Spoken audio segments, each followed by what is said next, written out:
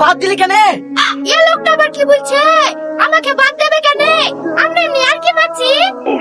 আর কি মারছি মানে? আমি নিজের কানে শুনলাম তোমার স্বামী তোমাকে তালাক দিল। তোমাদের দুজনাকে আর এক জায়গায় রাখা যাবে না। এই শাহিন, এই মেয়েটাকে বাপের বাড়ি ছুঁয়ে গা। মোড়ল সাহেব, আপনি একই বলছেন? আমার বউকে তো আমি আর কি মারতে মারতে বলেছি। এই তালাক দেওয়ার কথা না, আর কি মারা কথা না। এই বউ তোর বাদ হয়ে গেছে, এই বল দেওয়া যাবে না। এই শাহিন, তুই দাঁড়িয়ে কি করছিস? যা মেয়েটাকে বাপের বাড়ি ছুঁয়ে গা। ঠিক আছে মোড়ল সাহেব, যাচ্ছি। মোড়ল সাহেব, আমার বউটাকে নিয়ে যাবেন না।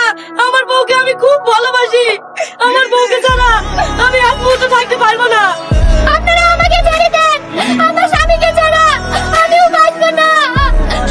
কেন এত অসহায় বুকে প্রেম মনে আশা নিভে যায়। মোড়ল সাহেব, তালাক কথাটা বলি আমি বিশাল ভুল করে ফেলেছি। কাল থেকে বইয়ের লেগে আমি কিচ্ছু খেতে পারিনি। আপনি আমাকে বাঁচান। দেখ, তুই ভুলবশত তালাক দিয়ে ফেলেছি, তোর বউ বাদ হয়ে গেছে।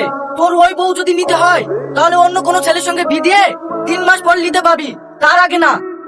ইরে আল্লাহ, কি বেকার পণ্য রে।